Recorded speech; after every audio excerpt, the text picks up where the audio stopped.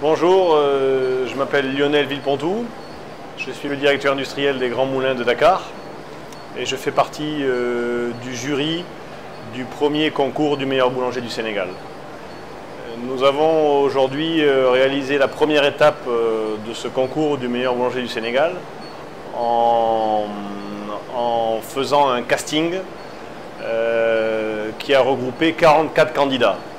Il faut savoir qu'il y avait eu plus de 300 inscrits sur le numéro vert de ce concours, que sur dossier il y a eu 44 candidats sélectionnés, qu'aujourd'hui on les a rencontrés, nous les membres du jury, pour évaluer le niveau technique de chacun, avec des questions techniques sur la boulangerie en général, le matériel, les matières premières. Et de façon générale, comment vous trouvez le niveau général? Alors, on va dire qu'on a à peu près 30% des candidats qui ont un niveau correct et qui peuvent faire le concours sans problème. Après, on a 20% des candidats qui ont des grosses lacunes, donc ça ne va pas être facile. Et on a 50% des candidats qui ne peuvent pas faire ce concours.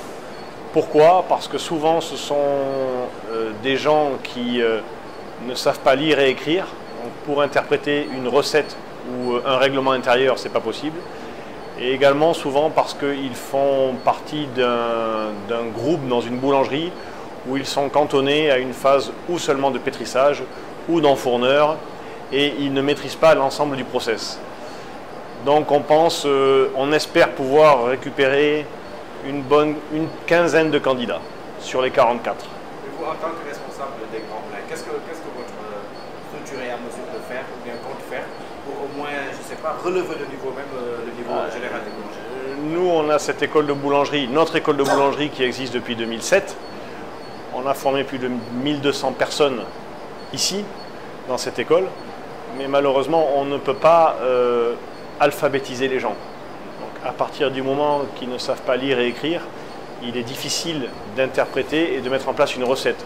Donc on forme, on rappelle les règles essentielles et il y en a qui savent lire et écrire, donc ils peuvent comprendre dans l'intégralité ce qu'on leur apprend, mais les autres, il faut faire une traduction en Wolof et on se rend compte que beaucoup aujourd'hui, quand vous leur demandez combien de litres d'eau vous mettez dans un pétrin de farine, ils ne vous parlent pas en litres, ils vous parlent en seaux. Quand vous leur demandez combien de kilos de glace, ils ne vous parlent pas en kilos, ils vous parlent en blocs de glace ou en morceaux de glace. Quand vous leur demandez aussi l'eau, ils peuvent vous parler en seaux de gélatex, seaux de peinture.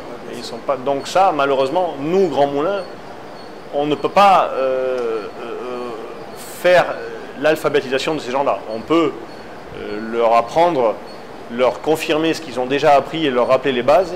Et c'est ce que l'on fait depuis 7 ans. Mais on ne peut pas aller au-delà.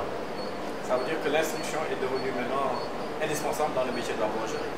Aujourd'hui, il n'y a pas une recette, on ne peut pas faire une recette sans avoir un support. Il y a des poids à respecter, il y a des temps, il y a des températures, et il y a des réglages de machines. Dès qu'on prend une machine aujourd'hui récente, si on veut la régler, il faut pouvoir lire le mode d'emploi. Il faut pouvoir lire le mode d'emploi pour comprendre qu'on la règle de telle façon, de telle façon. Donc aujourd'hui, la boulangerie moderne nécessite un niveau minimum d'apprentissage de la lecture et de l'écriture.